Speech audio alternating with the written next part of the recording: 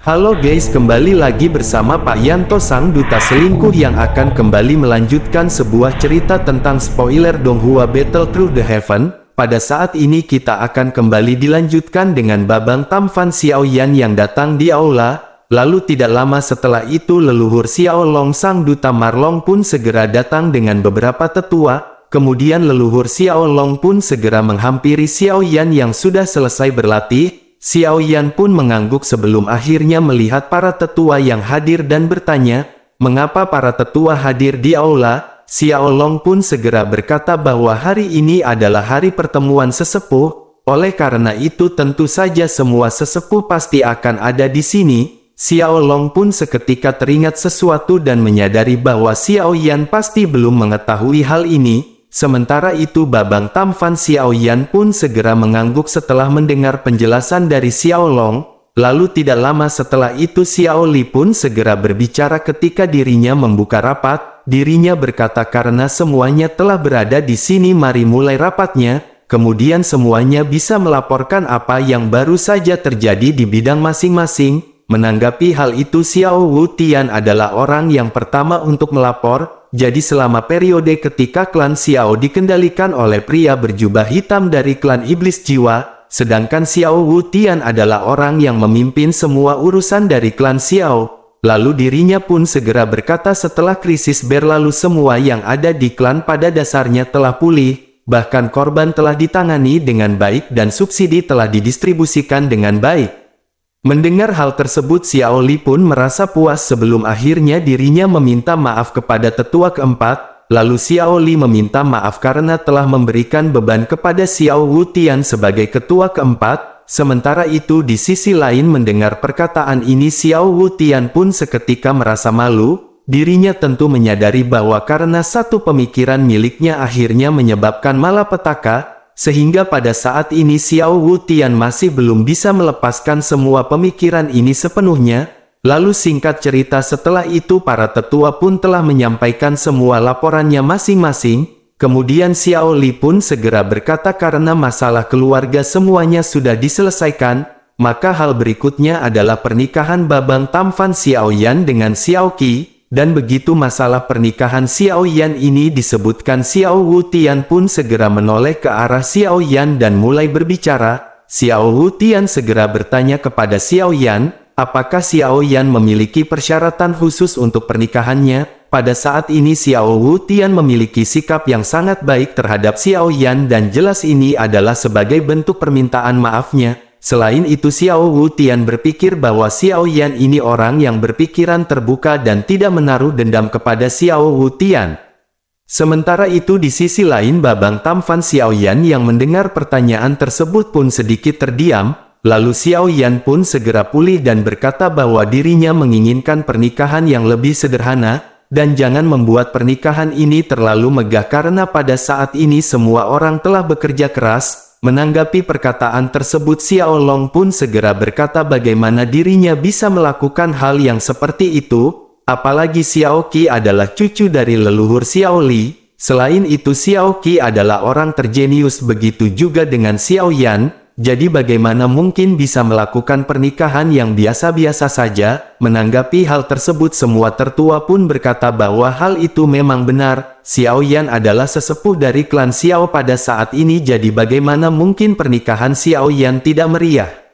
Akhirnya Xiaoyan pun hanya bisa terdiam dan menggarukkan kepalanya. Sementara itu para tetua masih tertawa melihat ekspresi dari Xiaoyan. Lalu tidak lama setelah itu Xiao Li pun segera bertanya bagaimana situasi dari kultivasi Xiaoyan kali ini. Apakah api ledakan bumi dan api suci kekacauan telah bergabung? Ketika semua orang mendengar hal ini mereka pun tidak mengalihkan pandangan mereka ke arah Xiaoyan. Mereka jelas menyadari status dari api surgawi ledakan bumi dan api suci kekacauan di klan Xiao ini sangat tinggi. Sementara itu Xiaoyan mengangguk dan sedikit merentangkan telapak tangannya ke depan. Bersamaan dengan itu seberkas api coklat tua segera muncul di tangan Xiaoyan. Lalu melihat nyala api di tangan Xiaoyan ini ekspresi Xiao Li pun sedikit terkejut. Lalu di luar api gelap ini dua warna terus berubah dan aura yang sangat kuat segera meningkatkan tekanan di ruang ini. Bersamaan dengan itu dalam sekejap semua pun seketika menjadi gempar. Semua orang yang hadir pada saat ini memandang ke arah Xiao Yan dengan perasaan heran, dan tampaknya di dalam hati mereka saat ini bertanya-tanya, berapa banyak kejutan yang ingin diberikan oleh anak ini. Bahkan hanya dalam waktu singkat api surgawi ini benar-benar telah dilahap dan digabungkan. Sementara itu di sisi lain Xiao Li pun segera bertanya apakah Xiao Yan telah terluka. Xiao Yan pun menggelengkan kepalanya dan berkata bahwa Xiao Yan menderita sedikit cedera selama melahap api surgawi ini, namun semuanya akan baik-baik saja setelah Xiao Yan beristirahat sedikit. Mendengar pernyataan tersebut Xiao Li pun akhirnya menghela nafas lega, kemudian Xiao Li pun lanjut berkata bahwa Xiao Yan ini benar-benar memiliki kontribusi yang besar, dan dengan semua kemampuan yang dimilikinya, belum lagi bantuan dari krisis keluarga yang baru saja dialami oleh klan Xiao, bahkan Kaisar Iblis juga memberi Xiao Qi keterampilan bertarung tingkat menengah karena Xiao Yan. Oleh karena itu pada saat ini bagaimana kakek bisa menghadiahi Xiao Yan, dan apakah Xiao Yan memerlukan keterampilan bertarung tingkat menengah tingkat di sama seperti Xiao Qi? Mendengar keterampilan bertarung tingkat menengah tingkat di semua tertua pun seketika tercengang, karena bagi mereka keterampilan bertarung kelas D ini adalah mimpi yang tidak dapat dicapai dan sesuatu yang mereka impikan. Sementara itu di sisi lain Xiao Yan segera berkata agar kakek jangan berbicara mengenai hadiah. Bukankah Xiao Yan sudah mendapatkan api surgawi dan sudah melahapnya? Menanggapi hal tersebut Xiao Li pun tiba-tiba menundukkan kepalanya dan bergumam bahwa keluarga Xiao ini masih terlalu lemah. Bahkan di negara kekaisaran mereka mungkin masih menjadi karakter nomor satu, tetapi jika di seluruh benua sebenarnya mereka benar-benar diperlakukan seperti semut, dan jika tidak tertua tidak akan pergi keluar untuk bepergian dan mencari jalan menuju ke kemakmuran. Xiao Li pun segera mendesah sebelum akhirnya menoleh ke arah Xiao Yan dan berkata, tampaknya kemakmuran keluarga mungkin akan bergantung kepada Xiao Yan. Xiao Li pun dengan cepat menekan kesedihan di dalam hatinya dan lanjut berkata mari mereka berhenti berbicara tentang hal-hal sedih ini. Dirinya pun segera bertanya kepada Xiao Yan bantuan apa yang telah Xiao Yan lakukan untuk ras iblis. Bahkan ras iblis telah memberikan Xiao Qi hadiah yang begitu berharga. Mendengar pertanyaan dari Xiao Li para tertua juga pulih dari keterkejutan mengenai keterampilan bertarung tingkat di sebelumnya. Sehingga mereka segera menetap ke arah Xiao Yan dengan rasa ingin tahu di mata mereka. Menyadari hal tersebut Xiao Yan pun menggelengkan kepalanya tanpa daya dengan senyum masam. Setelah memikirkannya Xiao Yan menyadari bahwa masalah pemakaman iblis bukanlah rahasia. Oleh karena itu Xiao Yan segera menjelaskan bahwa permasalahan ini bersumber dari pemakaman iblis di reruntuhan kuno. Lalu Babang Tampan Xiao Yan pun secara singkat berbicara tentang apa yang terjadi di pemakaman alam iblis. Tentu saja ada beberapa penyembunyian seperti darah ras iblis, roh hantu termasuk Kaisar Iblis. Xiao Yan pun menceritakan kisah penggabungan api suci kekacauan dan memimpin Xiao Qi hingga akhirnya bertemu dengan klan iblis darah.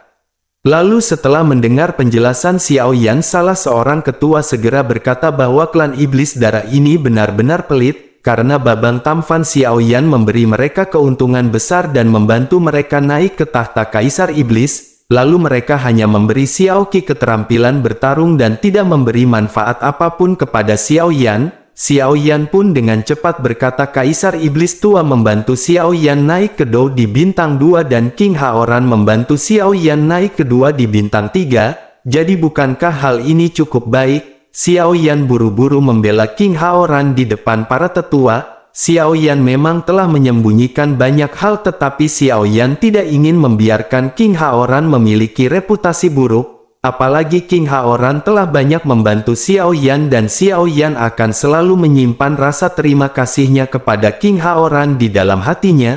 Menanggapi perkataan dari Xiao Yan, Xiao Long pada saat ini benar-benar merasa ingin tahu. Sehingga dirinya pun segera bertanya kepada Xiao Yan metode rahasia apa yang dimiliki ras iblis hingga memungkinkan Xiao Yan untuk menerobos dengan cepat. Xiao Yan pun menghela nafas dan berkata bahwa dirinya juga tidak tahu, karena Xiao Yan telah terjatuh pingsan pada saat itu dan tidak mengetahui apa-apa. lalu Xiao Yan hanya merasakan gelombang energi yang mengalir ke dalam tubuhnya dan tidak menyadari hal apapun. Oleh karena itu Xiao Yan tidak mengetahui metode rahasia macam apa yang mereka gunakan. Mendengar perkataan dari Xiao Yan, tentu saja Xiao Long pun seketika merasa sedikit kecewa, dan pada saat yang bersamaan terdengar langkah kaki yang tergesa-gesa dari pintu masuk aula. Saat ini ada sosok Xiao Qi berlari dan berteriak ke arah kakeknya ketika dirinya memberitahu bahwa Xiao Yan telah pergi. Begitu Xiao Qi memasuki aula, Xiao Qi pun langsung melihat Xiao Yan yang duduk di kursi terakhir, sehingga wajahnya seketika tiba-tiba menjadi merah dan Xiao Qi benar-benar dipenuhi rasa malu. Tentu saja semua orang pun seketika tertawa terbahak-bahak terkecuali Xiao Yan dan Xiao Li. Lalu rona merah di wajah Xiao Qi pun menjadi semakin intens dan dirinya buru-buru berlari ke arah Xiao Li. Sedangkan di sisi lain Xiao Long adalah orang yang paling suka menggoda Xiao Qi selama ini, sehingga dirinya pun segera meledek bahwa Xiao Qi benar-benar mengkhawatirkan lelakinya sendiri pada saat ini. Xiao Long pun seketika tertawa terbahak-bahak dan membuat Xiao Qi semakin malu. Sementara itu Babang Tampan Xiao Yan merasa cukup terharu setelah mendengar perkataan dari Xiao Long, lalu perasaan diperhatikan oleh orang lain dan benar-benar begitu manis dan membahagiakan. Lalu tampaknya pada saat ini celah di hati Xiao Yan telah dirobek oleh Xiao Qi dan Xiao Yan telah diterima di dalam hati Xiao Qi. Sementara itu Xiao Li segera menatap ke arah Xiao Qi, kemudian dirinya segera berkata bahwa Xiao Qi datang tepat waktu. Karena hari ini adalah hari untuk mendiskusikan pernikahannya dengan Xiao Yan, lalu undangan untuk para pihak telah dikirim pada saat ini dan mereka harus melihat apakah Xiao Qi ada hal lain untuk dilakukan. Xiao Qi pada saat ini benar-benar merasa malu dan bagaimana mungkin dirinya bisa berkata-kata. Lalu tidak lama Xiao Qi pun pulih dan berkata bahwa dirinya akan mengikuti semua yang telah diatur oleh kakek. Mendengar hal tersebut Xiao Li pun seketika tertawa terbahak-bahak sebelum akhirnya menoleh ke arah Xiao Wutian. Saat ini Xiao Li segera memerintahkan Xiao Wutian untuk mengikuti aturan lama yang berlaku. Xiao Wutian pun merasa sangat senang ketika dirinya mendengar bahwa permasalahan ini dipercayakan kepadanya, sehingga dirinya pun segera berkata agar mereka jangan khawatir karena ini pasti akan menjadi acara yang meriah. Tidak lama setelah itu Xiao Li pun segera menoleh ke arah Xiao Yan dan Xiao Qi, kemudian dirinya segera bertanya rencana apakah yang akan Xiao Yan dan Xiao Qi lakukan di masa depan. Xiao Yan pun segera berkata jika tidak ada permasalahan maka Xiao Yan akan pergi menemukan klan Yao. Xiao Li pun teringat sesuatu dan berkata bahwa dirinya ingat Xiao Yan pernah mengatakan hal ini kepadanya. Karena saat pertama kali datang ke sini Xiao Yan berkata bahwa Xiao Yan ingin membangkitkan seseorang bernama Xiao Xuan. Mendengar nama Xiao Xuan, tentu saja Xiao Qi pun berbicara secara tiba-tiba ketika dirinya menggumamkan nama Xiao Xuan. Xiao Li pun seketika menoleh ke arah Xiao Qi yang berada di samping dan bertanya, apakah ada yang salah? Apakah Xiao Qi mengetahui Xiao Xuan ini? Pada saat ini ekspresi Xiao Qi sedikit dipenuhi dengan kesedihan, lalu Xiao Qi pun segera berkata bahwa dirinya mengetahui nama ini, apalagi Xiao Qi telah tumbuh bersama dengan Xiao Xuan sejak dirinya masih kecil, akan tetapi sayang sekali dirinya gagal menantang kesengsaraan Kaisar Dou dan terjatuh. Xiao Li pun memandang ke arah Xiao Qi sebelum akhirnya menoleh ke arah Xiao Yan dan tiba-tiba tertawa. Xiao Li berkata bahwa dirinya pernah mengatakan kepada Xiao Yan nama Xiao Xuan ini sangat akrab, dan ternyata dirinya pernah mendengar nama ini dari Xiao Qi. Lalu tampaknya mereka pada saat ini berbicara tentang nama yang sama di alam yang berbeda, dan hal ini tentu berbeda karena Xiao Yan pada saat ini mengacu pada seorang bernama Xiao Xuan yang berada di benua Douqi. Xiao Yan pun terdiam sebelum akhirnya Xiao Li lanjut bertanya kepada Xiao Yan kapankah Xiao Yan berencana untuk pergi. Xiao Yan pun segera menjawab dengan jujur bahkan Xiao Yan tidak tahu arah mana yang harus dirinya tuju.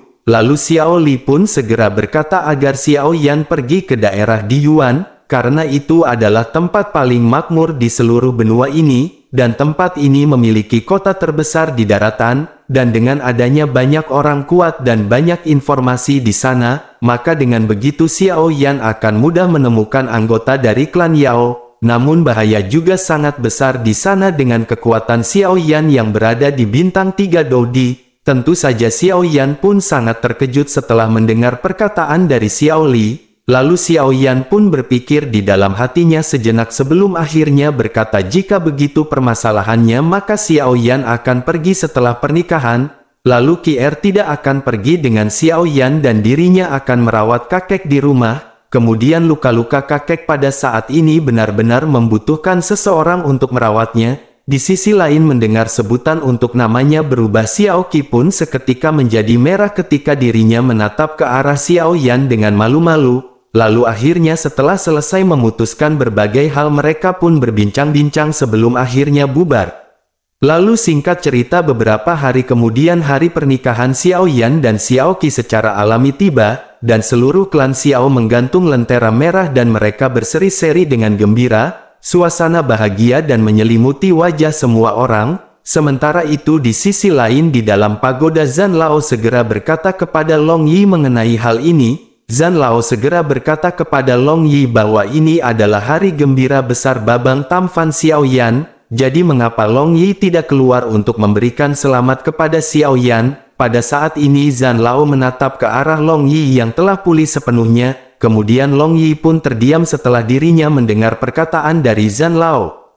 Tidak lama Long Yi pun menanyakan pertanyaan yang sama kepada Zhan Lao. Tentu saja Zhan Lao pun hanya bisa menggelengkan kepalanya setelah mendengar pertanyaan dari Long Yi. Sementara itu Long Yi tidak berbicara lagi dan dirinya sedikit terkejut sebelum akhirnya dirinya berubah menjadi kilatan cahaya.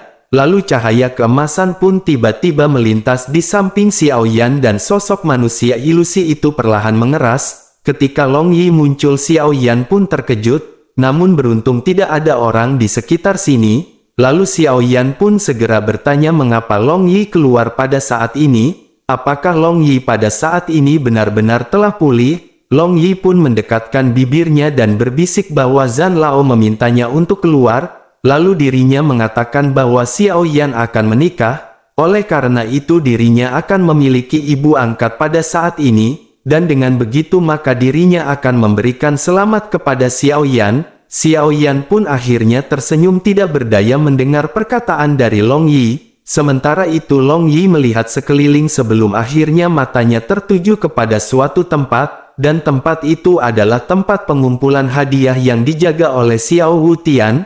Kemudian Long Yi pun segera menuju ke arah tempat tersebut, lalu Long Yi berjalan mendekat dan Xiao Wutian tentu saja tidak mengenalinya.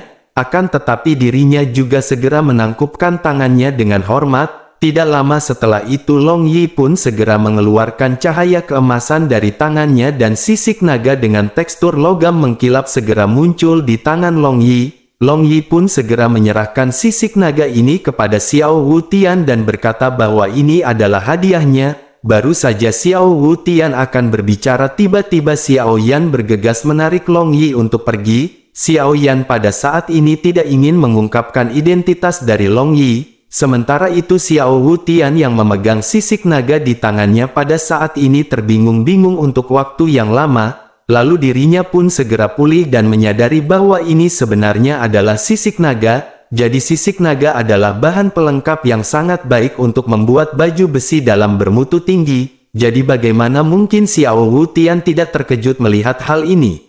Singkat cerita pada saat ini semua tamu pun telah berdatangan satu demi satu. Lalu yang pertama tiba adalah anggota dari klan Iblis Ilusi. Setelah itu banyak klan lain segera berdatangan, begitu juga dengan Kaisar Ming.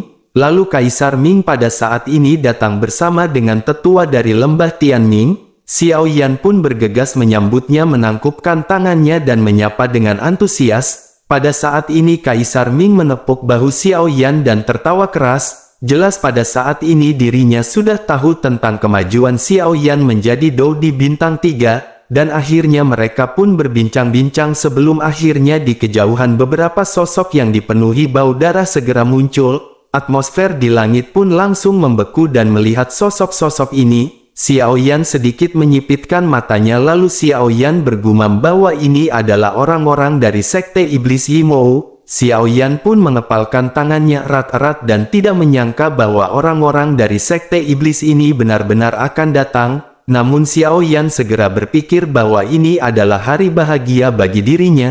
Oleh karena itu Xiao Yan menenangkan diri dan menghilangkan dendam untuk saat ini. Senyum pun segera kembali ke wajah Xiao Yan dan dirinya segera menyapa mereka dengan menangkupkan tangan. Sementara itu anggota Iblis Yimou juga jelas memiliki banyak ketakutan terhadap Xiao Yan pada saat ini. Oleh karena itu mereka dengan sangat santai bertukar beberapa kata sebelum akhirnya masuk. Tidak lama setelah itu pasukan dari King Haoran pun segera muncul di atas langit. Kemunculan King Haoran yang tiba-tiba segera menimbulkan sensasi di seluruh klan Xiao. Bahkan semua orang keluar dengan ekspresi heran mengagumi sikap dari Kaisar Iblis yang jarang terlihat di waktu normal. King Haoran pun segera berteriak memanggil Xiao Yan dengan sebutan adik laki-laki. Xiao Yan pun segera menoleh dan segera memanggil King Haoran dengan sebutan kakak laki-laki. Dan hal ini pun seketika mengejutkan setiap tamu yang hadir. Tentu saja mereka mulai berspekulasi tentang hubungan di antara keduanya dan pandangan mereka terhadap Xiao Yan mulai berubah.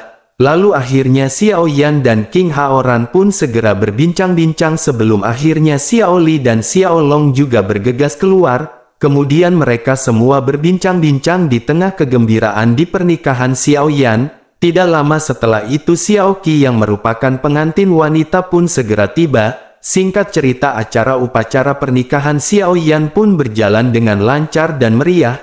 Bahkan acara pernikahan ini berlanjut hingga pada malam hari. Lalu semua orang berpesta minum minuman lokal Pride. Sementara Xiao Qi menunggu kedatangan Xiao Yan di dalam kamar pengantin. Sementara itu Xiao Yan mengusir teman-teman yang masih minum-minum sebelum akhirnya Xiao Yan segera masuk ke kamar pengantin. Saat ini Xiao Yan pun berjalan mendekat hingga akhirnya duduk di samping Xiao Qi. Saat ini tidak satu pun di antara mereka berbicara dan keduanya tampak sedikit malu-malu. Namun jari-jari Xiao Qi berputar dan terjerat satu sama lain dengan gelisah. Kemudian keduanya terdiam cukup lama dan akhirnya Xiao Qi mau tidak mau mulai berbicara. Xiao Qi segera berkata kenapa Xiao Yan masih linglung, kenapa Xiao Yan tidak mau memulainya. Xiao Yan pun akhirnya tiba-tiba memeluk pinggang Xiao Qi sebelum akhirnya jatuh tersungkur di tempat tidur. Kemudian Xiao Yan pun segera membalik telapak tangannya dan lampu seketika padam.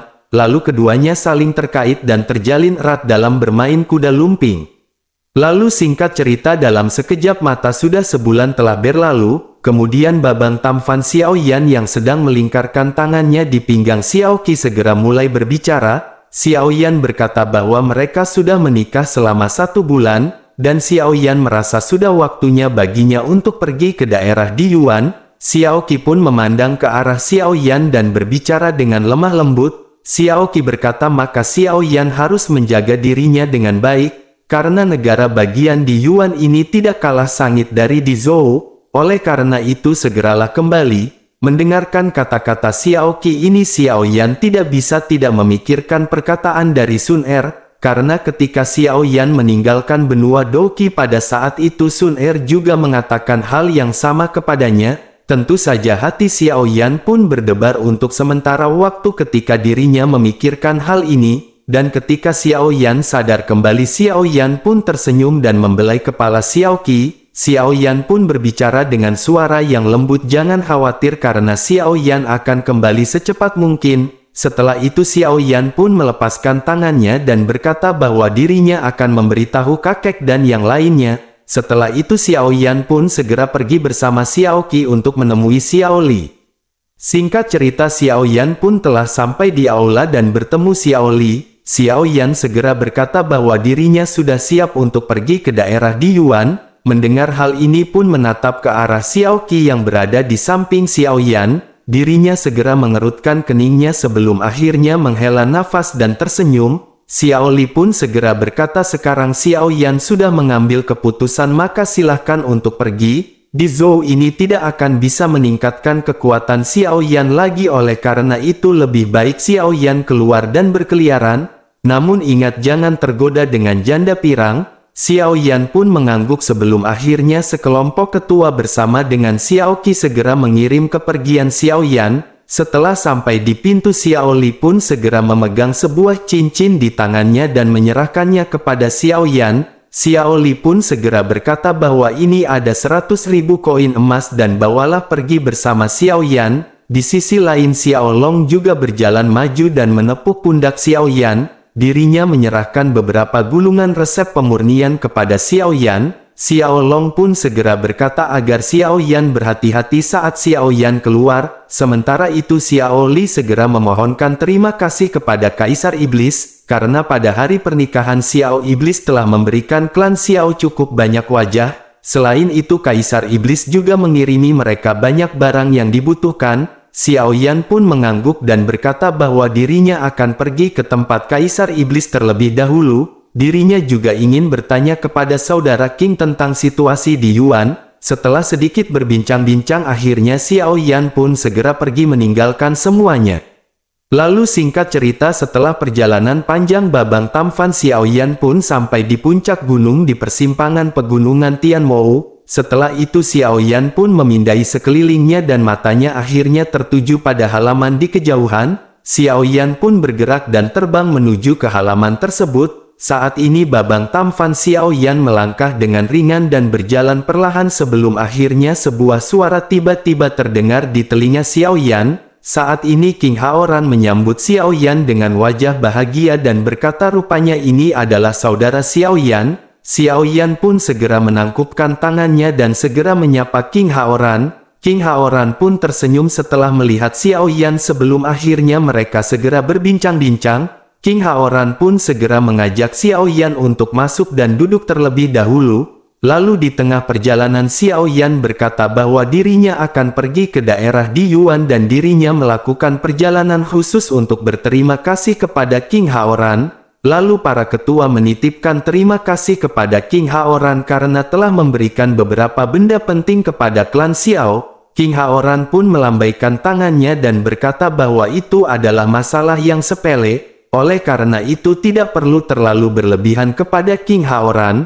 Lalu akhirnya mereka pun sampai di sebuah aula sebelum akhirnya duduk dan berbincang-bincang. King Haoran pun segera bertanya mengapa saudara Xiao Yan pergi ke negara bagian di Yuan. Karena klan iblis darah berada di tepi negara bagian di Yuan. Oleh karena itu King Haoran secara alami akrab dengan negara bagian di Yuan. Menanggapi hal tersebut Xiao Yan pun menjawab bahwa dirinya ingin mencari keluarga Yao. Apakah saudara King tahu bagaimana menemukan keluarga Yao? King Haoran yang sedikit bingung sebelum akhirnya bertanya mengapa Xiao Yan mencari klan Yao. Apakah Xiao Yan ingin belajar cara memurnikan obat? King Haoran memiliki banyak ahli dalam memurnikan obat dan kemampuannya tidak lebih buruk daripada tetua klan Yao. Dan jika hanya ingin memurnikan obat mengapa Xiao Yan harus pergi menuju ke klan Yao? Xiao Yan pun menyadari bahwa kekuatan spiritual dari klan iblis adalah yang terkuat di antara tiga ras. Secara alami tingkatan alkemis iblis benar-benar tidak akan lemah. Bahkan dapat dikatakan seorang alkemis teratas di daratan pada saat ini didominasi oleh klan iblis. Xiao Yan pun akhirnya segera menjelaskan bahwa semua ini bukan karena Xiao Yan ingin belajar memurnikan obat. Xiao Yan mendengar bahwa klan Yao memiliki cara untuk menghidupkan kembali orang dengan hanya sedikit kekuatan spiritual yang tersisa. Lalu salah satu leluhur Xiao Yan di benua Douqi pernah membantu Xiao Yan meningkat ke Doudi dan menyebabkan jiwanya menghilang. Tentu saja Xiao Yan selalu memikirkan hal tersebut dengan rasa bersalah, oleh karena itu Xiao Yan berharap untuk menghidupkannya kembali. King Haoran pun mengangguk setelah mendengar perkataan dari Xiao Yan. Kemudian King Haoran tidak bisa menahan cemberut dan berpikir memang klan obat ini dianggap sebagai klan yang paling rumit. Lalu dirinya pun segera menganggukkan kepalanya dan berkata memang benar hanya klan Yao yang memiliki metode ini. Bahkan dirinya juga pernah mendengar dikatakan bahwa harta misterius dari klan Yao ini memiliki efek khusus, lalu tidak akan sulit menemukan klan Yao dan Xiao Yan dapat mencarinya di kota Juxi. Akan tetapi mungkin sulit untuk mendapatkan benda tersebut, karena dikatakan bahwa banyak orang telah mencari benda ini tetapi mereka semua kembali dengan tangan hampa. Mendengar nama kota Juxi untuk pertama kalinya Xiao Yan pun mau tidak mau bertanya tentang kota tersebut. King Haoran pun segera menjelaskan bahwa kota Juxi adalah sebuah kota di Kekaisaran Yuanzhou. Semua kekuatan yang berada di daratan memiliki organisasi di sana. Mendengar hal tersebut, Xiao Yan pun meminta King Haoran untuk menjelaskannya secara rinci. King Haoran pun mengangguk dan berkata bahwa dirinya memang harus benar-benar memberitahu Xiao Yan. Karena jika tidak dengan kekuatan Xiao Yan saat ini dirinya benar-benar sangat khawatir Xiao Yan pergi ke kota Juxi, sehingga dirinya pun segera memerintahkan seseorang untuk mengambil peta daerah Yuanzhou. Selagi menunggu, Xiao Yan pun melihat sekeliling dan bertanya dengan santai mengapa Xiao Yan tidak melihat Nona King Mu'er. King Haoran pun menatap ke arah Xiao Yan sebelum akhirnya tersenyum kecut dan menggelengkan kepalanya.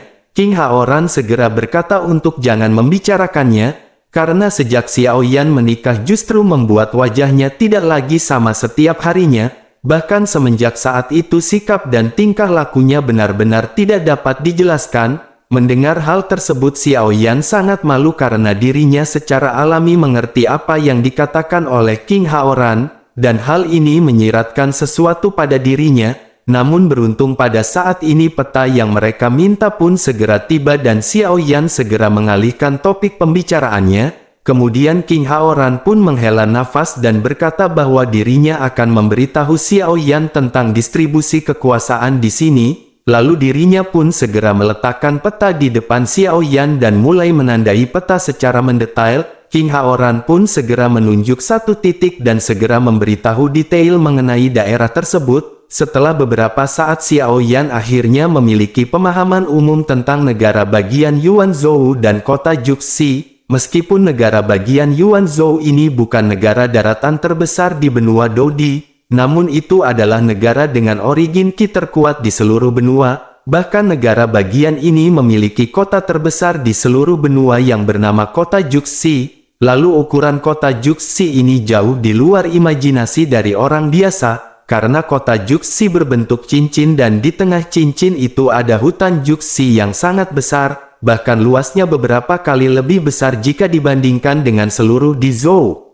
Lalu hutan besar Juxi adalah tempat di mana semua yang kuat di benua Dodi berlatih dan berburu harta karun, dan itu diselimuti penghalang cahaya besar dan dibuka setiap 3000 tahun sekali. Lalu ketika waktunya tiba, hari pembukaan tersebut disebut dengan Festival Juxi. Selain itu di hutan Juxi ini ada semua jenis monster aneh yang tidak bisa dilihat di luar, bahkan ada juga bunga dan tanaman langka yang tidak terhitung jumlahnya, lalu ada juga semua jenis harta langka yang tidak tertandingi dengan fungsi berbeda dan bahkan 3 hal ajaib.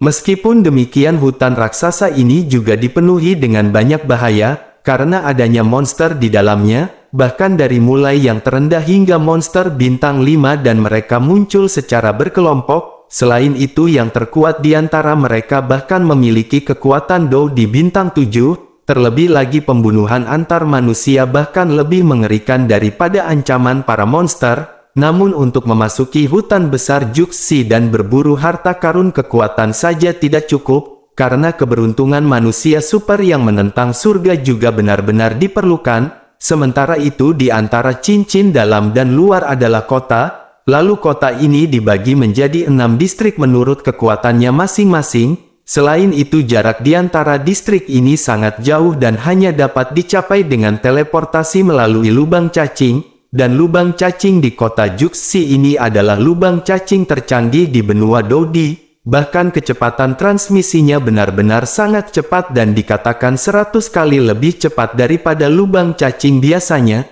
Namun meskipun begitu tentu saja hal itu juga akan menghabiskan energi yang sangat banyak. Lalu kota Juxi ini bukan hanya kota terbesar tetapi juga kota paling makmur, karena ada segala macam fasilitas dan layanan di kota dan semua kekuatan besar berkumpul di sini.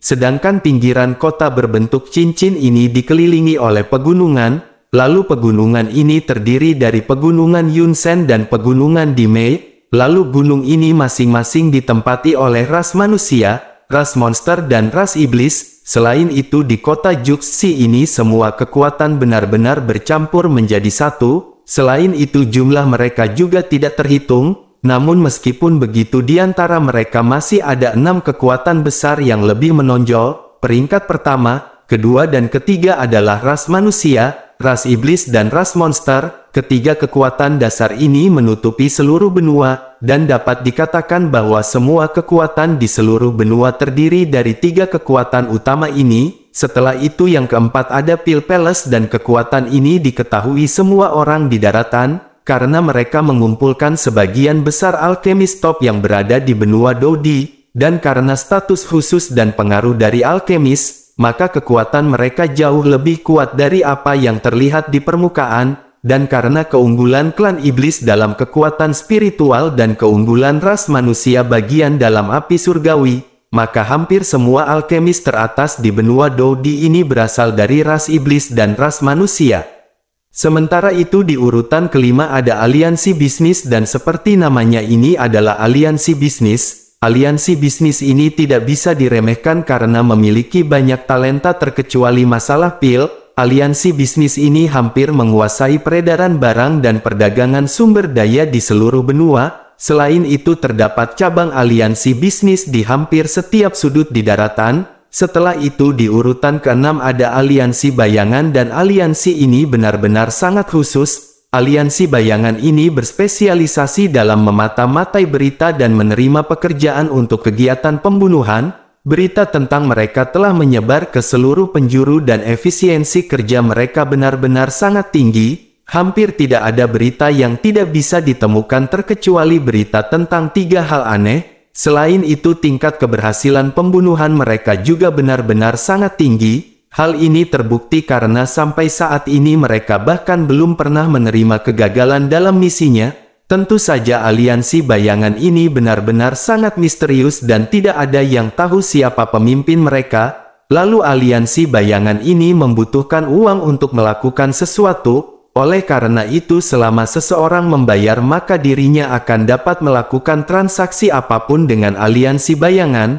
Kemudian King Haoran pun akhirnya selesai memberitahu Xiao Yan mengenai semua informasi setelah sekitar 1 jam. Sementara itu pada saat yang bersamaan dengan King Haoran yang menjelaskan masalah daerah kepada Xiao Yan, King Mu'er yang baru saja datang di luar aula segera menyadari bahwa kakaknya sedang berbincang-bincang dengan seseorang, sehingga dirinya pun segera memanggil salah seorang tertua yang berada di sana yang bernama Ying Lao. Tertua tersebut pun segera mendekat dan King Mu'er segera bertanya kepada Ying Lao dengan siapakah kakaknya berbicara. Sudah tua tersebut pun segera berkata bahwa Kaisar sedang berbicara dengan Xiao Yan. Tentu saja King Mu'er pun mengerutkan keningnya dan bertanya kapan pembohong kecil ini datang, dan untuk apa dirinya datang kembali kali ini. Tetua tersebut pun merasa sedikit aneh dan berkata Xiao Yan tidak lama datang setelah dirinya ke sini, namun pada saat ini dirinya tidak tahu untuk apa Xiao Yan datang. Karena tetua hanya memintanya untuk mengambil peta negara bagian Yuanzhou dan kota Juxi. Mendengar hal tersebut King Mu'er pun segera bertanya dengan siapakah Xiao Yan datang kali ini. Tetua itu pun segera menjawab bahwa Xiao Yan datang sendirian. King Mu'er pun bertanya-tanya mengapa Xiao Yan datang seorang diri dan apakah Xiao Yan akan pergi ke kota Juxi. Setelah berpikir sejenak sudut mulutnya berkedut dan dirinya segera tersenyum jahat. Lalu dirinya pun segera bergumam pada dirinya sendiri bahwa dirinya sepertinya mengerti. Setelah itu dirinya pun segera berbalik berlari keluar dari halaman. Sementara itu kembali ke King Haoran dan Xiao Yan yang masih berbincang-bincang. King Haoran pun segera berkata ada banyak monster di sepanjang jalan dengan kekuatan Dou di bintang 3. Sehingga dirinya khawatir Xiao Yan akan menemukan banyak kesulitan dan akan memakan waktu setidaknya setengah bulan untuk pergi ke kota Juxi. Oleh karena itu yang terbaik pada saat ini adalah Xiao Yan beristirahat terlebih dahulu dan mencari burung terbang dari kota ajaib untuk pergi ke sana besok. Xiao Yan pun berpikir bahwa orang-orang di sana memang terbiasa untuk bepergian menggunakan burung puyuh, sehingga Xiao Yan pun merenung sejenak dan berpikir memang dengan kekuatannya saat ini Xiao Yan mungkin bisa bergerak bebas di Dizhou. Akan tetapi pada saat ini dengan kekuatannya Xiao Yan benar-benar harus berhati-hati di luar, dan pada akhirnya dirinya pun mengangguk dan setuju, hingga akhirnya King Haoran pun segera tertawa terbahak-bahak. Setelah itu King Haoran pun segera berkata bahwa dalam beberapa hari dirinya juga akan pergi ke daerah kota Juxi, karena dirinya akan mengunjungi acara yang bernama Grand Palace of Pil. Oleh karena itu pada saatnya tiba maka mereka akan bisa berkumpul lagi di sana. Mendengar festival Istana Pil mata Xiaoyan pun seketika menyipit. Tentu festival Istana Pil ini pasti dipenuhi dengan orang-orang yang sangat kuat. Dan dengan keterampilan alkemis Xiaoyan saat ini sepertinya Xiaoyan tidak akan memenuhi syarat untuk ikut. Sementara itu di sisi lain King Haoran yang melihat ekspresi Xiaoyan yang berubah menjadi serius pun seketika mulai berbicara. Dirinya segera bertanya apakah ada yang salah dengan saudara Xiaoyan? Apakah saudara Xiaoyan juga telah mencoba untuk memurnikan pil? Apakah proses pemurniannya telah berhasil? Xiaoyan pun mengangguk dan berkata bahwa pemurniannya telah berjalan dengan sukses, akan tetapi Xiaoyan belum mempraktikkannya lagi semenjak saat itu. Oleh karena itu Xiaoyan tidak berani mengatakan apakah dirinya layak disebut sebagai seorang alkemis tahap pertama. Mendengar perkataan dari Xiaoyan mata King Haoran pun tiba-tiba berkobar, dirinya pun segera tertawa dan lanjut berbicara. Jika Xiaoyan sukses sekali dalam satu kali percobaan, maka Xiaoyan adalah orang yang sangat berbakat dalam pemurnian obat. Xiaoyan merasa sedikit malu dengan senyum hangat dari King Haoran. Sementara itu King Haoran pun lanjut berkata bahwa masih ada banyak waktu sebelum pertemuan akbar Istana Alkemis ini diadakan. Selain itu ada banyak bahan obat yang bisa dibeli di kota Juxi. Oleh karena itu Xiaoyan bisa meluangkan waktu untuk memurnikan pil obat. King Haoran yakin bahwa kekuatan Xiaoyan akan segera meningkat dengan pesat. Setelah beberapa kali berlatih, Xiaoyan pun menggelengkan kepalanya dan berkata bahwa mereka bisa melihat hal itu di masa depan. Lalu akhirnya setelah mengobrol dan ngudut rastel dengan King Haoran, saat ini Babang Tamfan Xiaoyan pun segera kembali ke kamarnya. Begitu ke kamar Xiaoyan pun segera duduk bersila di tempat tidur dan akan segera mulai berkultivasi. Lalu singkat cerita keesokan paginya setelah terbangun Xiaoyan pun segera keluar rumah dan melihat King Haoran. Xiaoyan pun segera bertanya bahwa ini masih terlalu pagi dan mengapa King Haoran sudah berada di sini. King Haoran pun segera berkata bahwa dirinya telah melupakan sesuatu. Dirinya segera mengeluarkan lembaran kulit dan berkata bahwa ini adalah peta, ini diwariskan dari zaman kuno dan itu seharusnya peta yang menandai lokasi 3 benda aneh. Meskipun banyak orang yang meragukan tentang peta ini, namun menurut feeling dari King Haoran bahwa peta ini adalah benar. Namun jika ditanya mengapa dirinya bisa percaya dan yakin, dirinya juga tidak mengetahuinya bisa seperti itu. Dan karena Xiaoyan memiliki banyak keberuntungan mungkin saja benda ini akan benar-benar berguna bagi Xiaoyan.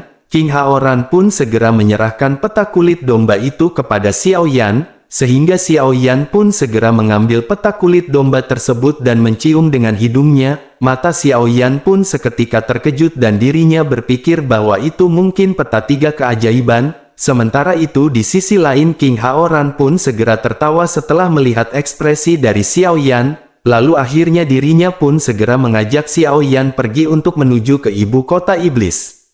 Lalu singkat cerita mereka pun sampai di sebuah toko dan bertemu dengan seorang gadis. Gadis tersebut segera bertanya apa yang dibutuhkan oleh Kaisar. King Haoran pun segera meminta wanita tersebut untuk mencari burung terbang terbaik di sini. Gadis cantik itu pun segera memimpin mereka untuk memilih burung terbang, dan setelah sampai wanita tersebut pun segera menunjukkan salah satu burung yang paling kecil. Dirinya berkata bahwa ini adalah burung yang paling tenang, meskipun ukuran burung ini lebih kecil daripada yang lainnya namun kecepatannya merupakan yang paling cepat. Meskipun ada seorang tamu yang memesan burung ini, akan tetapi karena Kaisar pada saat ini membutuhkannya maka dirinya akan memberikannya kepada Kaisar. King Haoran pun tersenyum dan mengangguk sebelum akhirnya mereka bersepakat dengan burung ini. Setelah itu dirinya pun segera menoleh ke arah Xiaoyan dan berkata bahwa dirinya hanya bisa mengirim Xiaoyan sampai di sini. Oleh karena itu Xiaoyan harus berhati-hati dan menikmati perjalanannya. Babang tampan Xiaoyan pun segera menangkupkan kedua tangannya dan mengucapkan terima kasih. Xiao Yan pun segera mengucapkan selamat tinggal sebelum akhirnya berbalik dan menaiki burung terbang. Meskipun monster burung terbang ini paling kecil namun punggungnya masih besar dibandingkan dengan Xiao Yan.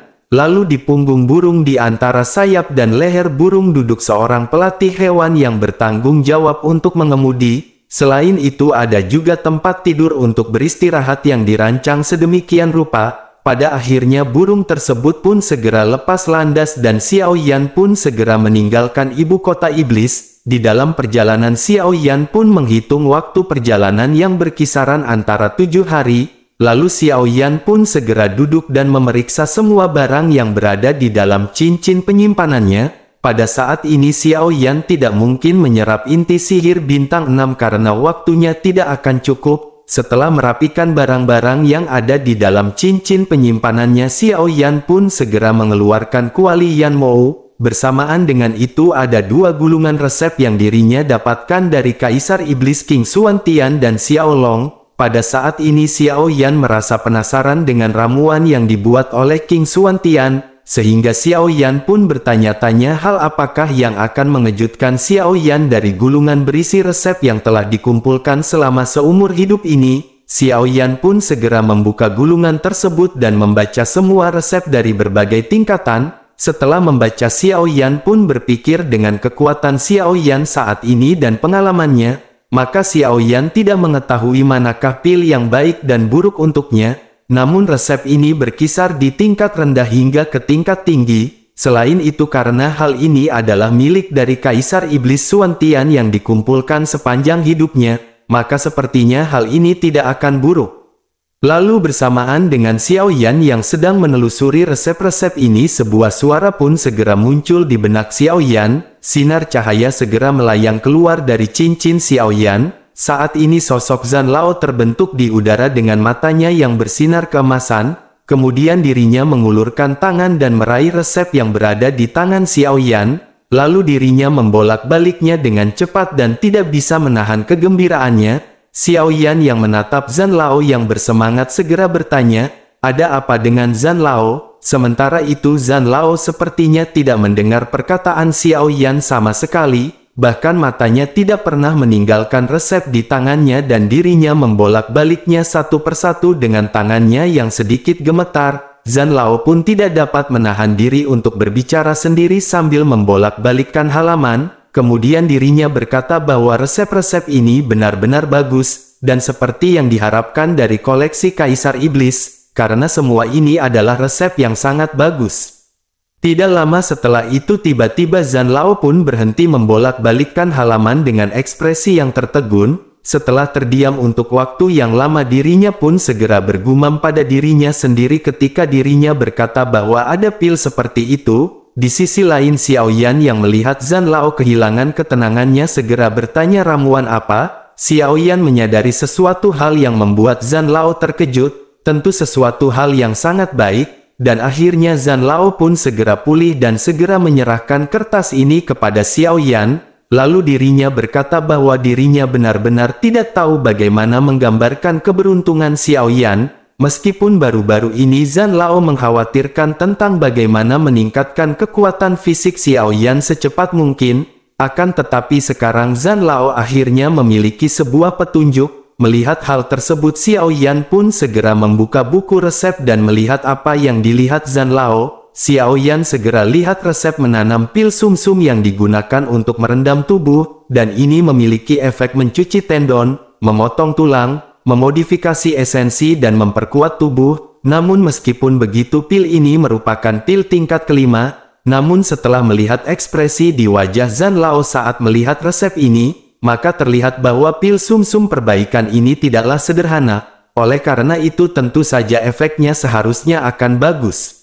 Selain itu Xiao Yan pun segera melihat resep di tangannya kata demi kata. Pada saat ini Xiao Yan melihat tulisan setiap orang yang tahu akan mati kecuali kaisar ini. Tentu saja perkataan ini menunjukkan berapa pentingnya resep tersebut. Zhan Lao pun segera mengangguk dan berkata bahwa Blade Demon Xuan Huang benar-benar sangat kejam sehingga dirinya membunuh semua orang yang tahu resepnya. Setelah itu Zhan Lao pun segera menoleh ke arah Xiao Yan dan memerintahkan agar Xiao Yan untuk meningkatkan kemampuan alkemisnya.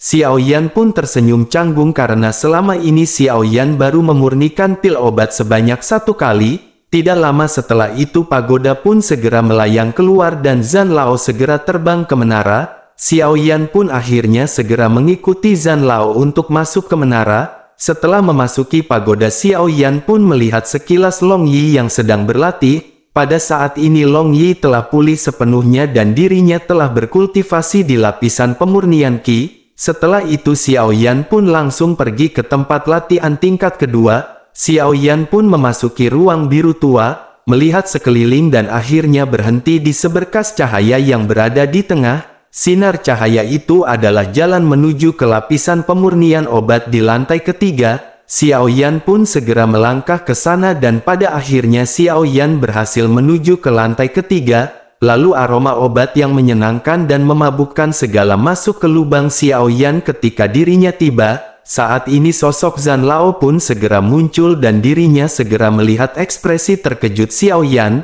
Zhan Lao pun berkata bahwa ada beberapa bahan obat tingkat rendah yang menumpuk di sudut itu. Xiao Yan dapat menggunakannya untuk meningkatkan keterampilan alkemis. Mendengar perkataan Zhan Lao, seketika Xiao Yan pun kembali tersadar dan mengangguk sebelum akhirnya segera berjalan menuju ke sudut yang ditunjuk oleh Zhan Lao. Setelah itu Zhan Lao pun segera berkata 2 hari kemudian maka Xiao Yan harus pergi ke lapisan seni bela diri untuk mempelajari keterampilan bertarung. Setelah Xiao Yan memurnikan obat, maka Xiao Yan harus mempelajari keterampilan bertarung baru karena dengan kekuatan Dou di bintang 3 Xiao Yan saat ini, maka jika Xiao Yan bertarung dengan seorang yang lebih kuat darinya maka tidak akan ada kemungkinan untuk menang. Setelah mengucapkan perkataan tersebut sosok Zhan Lao pun seketika menghilang dalam sekejap.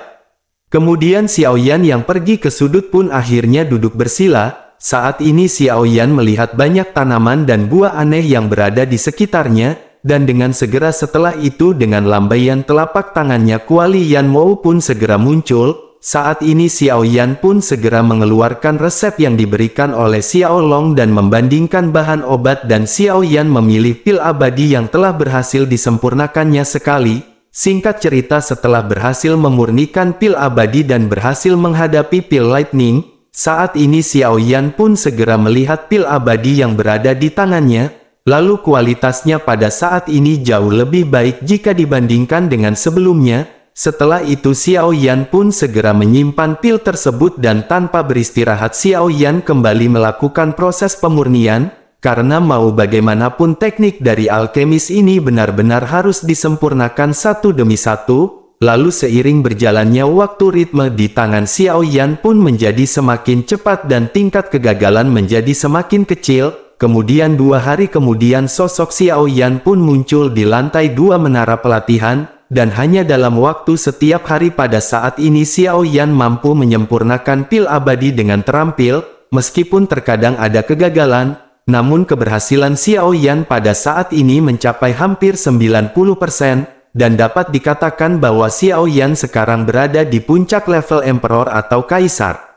Lalu tidak lama setelah itu sosok Zhan Lao segera muncul di samping Xiao Yan. Dirinya pun tersenyum sebelum akhirnya berkata bahwa ini semua sungguh sangat bagus, karena Xiao Yan bisa menguasai pemurnian ramuan tingkat kaisar dalam waktu sesingkat itu, dan saat ini sudah waktunya bagi Xiao Yan untuk mempelajari keterampilan bertarung yang baru.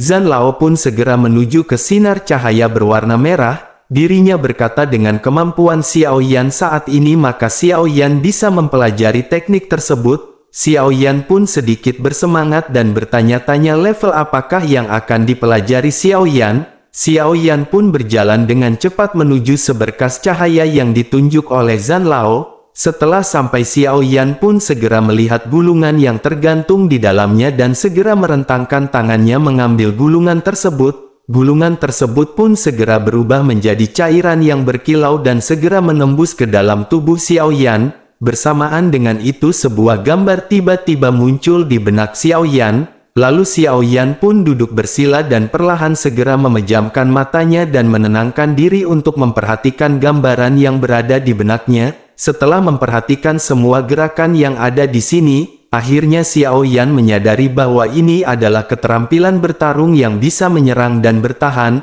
Selain itu, kekuatan dari keterampilan ini sepertinya benar-benar sangat kuat, dan keterampilan ini benar-benar layak disebut dengan keterampilan tingkat D. Lalu singkat cerita, setelah 2 hari Xiao Yan mempelajari teknik tersebut di dalam benaknya, saat ini Xiao Yan pun akhirnya membuka matanya. Kemudian Xiao Yan diam-diam mengagumi keterampilan tingkat D ini. Lalu Xiao Yan pun segera mengeluarkan pedang besar miliknya dan segera berlatih teknik tersebut. Lalu setelah beberapa saat berlatih, Xiao Yan pun berhenti karena kelelahan. Tentu saja konsumsi energi dari teknik ini pada saat ini benar-benar sangat buas, sehingga Xiao Yan pun segera memulihkan dirinya, dan setelah pulih Xiao Yan segera membalikan telapak tangannya. Lalu sebuah gulungan segera muncul di telapak tangan Xiao Yan, dan itu adalah seni roh darah. Pada saat ini Xiao Yan juga cukup penasaran dengan skill jiwa peringkat suci, dan masih ada beberapa waktu sebelum Xiao Yan sampai ke kota Juxi, sehingga sisa waktu ini akan digunakan untuk mempelajari seni roh darah ini. Pada akhirnya setelah Xiao Yan membuka seni roh darah ini, kekuatan aneh segera menembus langsung ke dalam pikiran Xiao Yan. Dan hal ini seketika menyebabkan pikiran Xiao Yan bergetar, lalu tiba-tiba seluruh pikiran Xiao Yan sekali lagi terbenam ke dalam keadaan yang aneh, dan pada saat yang sama Xiao Yan pun menjalankan seni roh darah, dan roh hantu di dalam tubuh Xiao Yan tiba-tiba bergerak. Tentu saja hal ini seketika membuat Xiao Yan yang tidak siap mentalnya sama sekali menjadi panik. Tentu roh hantu ini selalu tinggal di dalam tubuh Xiao Yan dengan tenang dan tidak pernah bergerak. Oleh karena itu pada saat ini Xiao Yan secara alami benar-benar terkejut. Namun beruntung setelah beberapa saat situasinya pun kembali menjadi sunyi, sehingga Xiao Yan pun akhirnya tenggelam dalam penanaman seni roh darah ini, dan butuh sekitar 2 hari sebelum Xiao Yan perlahan keluar dari kultivasinya. Lalu bersamaan dengan itu Xiao Yan pun terkejut karena menemukan bahwa kekuatan jiwa Xiao Yan pada saat ini telah meningkat secara halus. Meskipun hanya sedikit, namun Xiao Yan masih bisa merasakannya secara samar, dan ketika memikirkan hal ini Xiao Yan pun tiba-tiba teringat gerakan aneh dari roh hantu yang berada tubuhnya, sehingga babang tampan Xiao Yan pun seketika menyadari, jika sebenarnya selama Xiao Yan terus berlatih seni roh darah setiap hari berakumulasi hal-hal kecil, lalu dari gerakan roh hantu ini akan menambah kekuatan jiwa Xiao Yan, sehingga babang tampan Xiao Yan benar-benar tidak menyangka dengan memiliki roh hantu kekuatan spiritual Xiao Yan akan meningkat dengan cepat. Bersamaan dengan itu suara Zhan Lao pun kembali terdengar di telinga Xiao Yan. Zhan Lao berkata seni roh darah ini akan sangat meningkatkan kekuatan spiritual Xiao Yan, oleh karena itu teruslah berlatih setiap hari. Tentu saja Xiao Yan pun mengangguk sebelum akhirnya berkata bahwa sekarang Xiao Yan hampir sampai di kota Juxi. Oleh karena itu Xiao Yan harus keluar dari menara. Setelah mengucapkan perkataan tersebut segera sosok Xiao Yan pun menghilang. Lalu sosok Xiao Yan pun kembali muncul di atas punggung burung terbang, dan dirinya segera melambaikan tangannya untuk menyimpan pagoda ke dalam cincin penyimpanan. Bersamaan dengan itu sebuah suara terdengar dari luar pintu ketika berkata bahwa mereka sudah sampai di kota Juxi, sehingga Xiao Yan pun segera keluar dan melihat sebuah kota megah yang muncul di depan matanya, dan ini adalah pertama kalinya Xiao Yan melihat kota sebesar itu. Lalu ada gedung-gedung tinggi menjulang ke langit dan membentang ke arah langit seolah tanpa akhir. Tidak hanya itu saja, di sana juga ada bendera yang berlambangkan wajah Bude Yanti dan Pak Yanto yang bergandengan.